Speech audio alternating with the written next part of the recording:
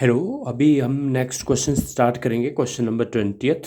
Compare and contrast biomass and hydro electricity as sources of energy. Means biomass और hydro electricity को हमने comparison में डालना है।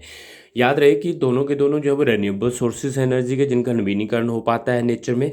और कैसे ये जो है वो रेन्यूएबल सोर्सेज ऑफ एनर्जी है, क्यों कारण उसका सिंपल सा ये है कि biomass means the material obtained और material present in a living body is called biomass.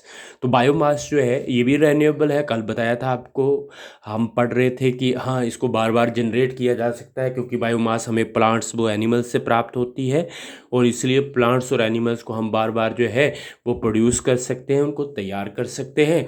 इसलिए हमें बायोमास जो है वो लगातार उसका नवीनीकरण जो है वो प्रकृति में चल रहा है।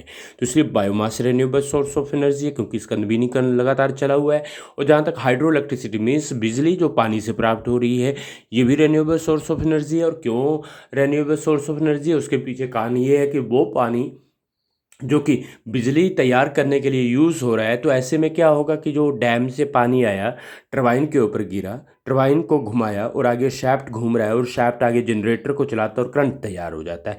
ऐसे में जो पानी आया है डैम से उस बिजली को पैदा करने के लिए, तो डैम में जो पानी का जो स्तर होगा वो कम हो जाएगा, वॉल्यूम कम हो जाएगा। मगर इसका मतलब ये नहीं कि फिर पानी नहीं आएगा, ऐसा नहीं है। जब कभी भी रेनफॉल होगा, बारिश होगी, तो पानी फिर से आ जाएगा।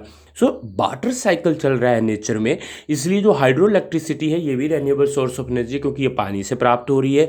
और पानी लगातार जो है वो जल चक्कर के माध्यम से, वाटर साइकिल के माध्यम से लगातार जो है वो प्रकृति में उसकी भरपाई करी जा रही है। वो पानी जो बिजली बनाने के लिए यूज़ हो रहा है, फिर से जब कभी भी रेनफॉल होगी और बारिश होगी, तो वो पानी जो है वो फिर से रिजर्वायर में आ जाएगा, डैम के रिजर्वायर में, और डैम फिर से लबालब हो जाएगा पानी से। और ये प्रक्रिया जो है वो लगातार चलती रहेगी।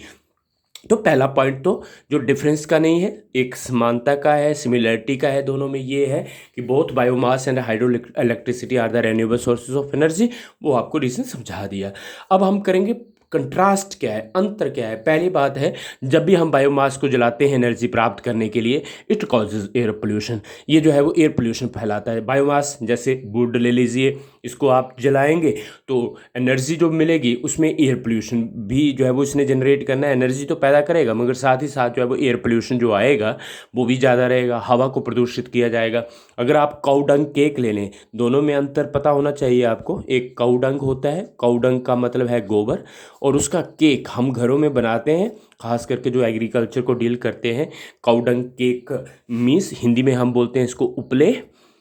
और इनको घरों में बनाया जाता है, जिसमें गोबर लिया जाता है, उसको जो है वो गोल गोल करके जो है वो धूप में सूखने डाल देते हैं।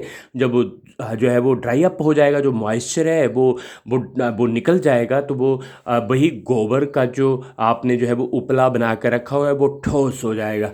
तो उसको जलाते हैं तो उससे भी हीट एनर्जी निकलती है। ये अलग बात है, उसकी कैलोरीफिक वैल्यू बहुत कम रहती है, मगर जब उसको जलाते हैं तो धुआं भी बहुत ज़्यादा निकलता है। तो बायोमास जैसे काऊ डंग केक ले लीजिए, उपले जो हैं वो बायोमास में आते हैं, लकड़ी ले लीजिए वो बायोमास में आती है। तो उसको जब भी आप जलाते हैं एनर्जी प्राप्त करने के लिए, तो इट कॉजेज एयर पोल्यूशन। ये जो है वो एयर पोल्यूशन को जन्म देता है, हवा को प्रदूषित करता है। धुआं जो निकलता है वो हवा की क्वालिटी को जो है वो गिरा देता है या उसको प्रदूषित करता है।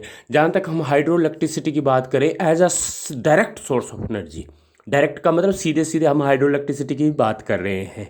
सीधे तौर पे कैसे बनाई जा रही है उसकी बात नहीं करी जा रही। हाइड्रो इलेक्ट्रिसिटी की डायरेक्ट तौर पे अगर हम बात करें, it does not cause no pollution, it does not cause any kind of a pollution. Means pollution जो होगा दैट इज़ नो, किसी भी तरीके से ये पोल्यूशन नहीं फैलाती है as a direct source of energy. हाँ, ये अलग बात है, इसको प्राप्त करने में इसकी जो प्रक्रिया लगती है उसने ज़रूर किसी न किसी तरीके से जो है पोल्यूशन फैलाया हो, मगर एज ए डायरेक्ट सोर्स जब हम इसको यूज़ करते हैं एनर्जी प्राप्त करने के लिए, हाइड्रो इलेक्ट्रिसिटी को करंट लेने के लिए, तो it does not cause any kind of pollution. ये पहला अंतर आ गया। दूसरा अंतर क्या है? दूसरा ये है कि the energy obtained from the biomass can only B use for cooking and heating purposes. कि जो भी आप बायोमास को जलाकर, जैसे उपले जला रहे या वुड जला रहे हैं, ये एनर्जी जो इससे प्राप्त होगी बायोमास से, वो दो कामों के लिए, या तो कुकिंग कर लो या हीटिंग कर लो।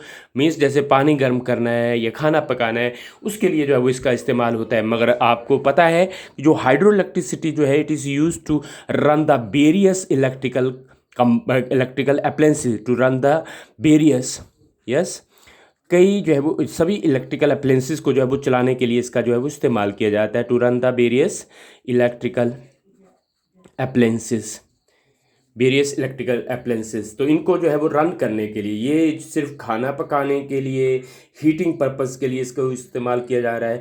मगर जहाँ तक हम जो है वो इसकी बात करें, हाइड्रो इलेक्ट्रिसिटी की बात करें, it is use to run the various electrical appliances की, जो भी बिजली के यंत्र हैं, टीवी है या रेडियो है, रेफ्रिजरेटर है, वॉशिंग मशीन है, वो अब उपलों से तो चलेगी नहीं, लकड़ी से तो चलेगी नहीं। तो वो तो लकड़ी जलाएंगे तो आप कुकिंग कर पाओगे या गर्म कर पाओगे, पानी को, खाने को गर्म कर पाओगे, मगर आप इलेक्ट्रिक अप्लायंसेस तो नहीं चला पाओगे। तो हाइड्रो इलेक्ट्रिसिटी का इस्तेमाल जो है वो इलेक्ट्रिकल अप्लायंसेस को चलाने के लिए, उनको जो है वो यूज़ करने के लिए जो है वो इसका जो है वो इस्तेमाल किया जाता है। ये सेकंड जो है वो कंट्रास्ट आ गया। और तीसरा कंट्रास्ट क्या आ रहा है? No special device is required to get the energy from the, you can say, biomass. अगर आपको बायोमास से एनर्जी प्राप्त करनी है तो किसी भी तरीके से आपको डिवाइस, यंत्र लगाने की ज़रूरत नहीं है। सीधे आप उपले लो, आग लगाओ, एनर्जी निकलनी शुरू हो जाएगी। लकड़ियाँ लो, आग लगाओ, एनर्जी निकलनी शुरू हो जाएगी। तो कोई स्पेशल अरेंजमेंट या व्यवस्था करने की ज़रूरत नहीं है। मगर अगर आपको हाइड्रो इलेक्ट्रिसिटी प्राप्त करनी है, अगर आप चाहते हैं कि हम हाइड्रो इलेक्ट्रिसिटी को प्राप्त करें, then we will have to establish hydro power plant. ये अंतर आ गया। टू एस्टेब्लिश मीन्स लगाने पड़ेंगे आपको, क्या लगाने पड़ेंगे? हाइड्रो पावर प्लांट, तभी आपको इलेक्ट्रिसिटी मिलेगी। और इससे एनर्जी प्राप्त करनी है अपने उपलों से या बायोमास से एनर्जी प्राप्त करनी है, तो आपको कोई स्पेशल डिवाइस की ज़रूरत नहीं है। इनको लो, आग लगाओ, एनर्जी निकलनी शुरू हो जाएगी।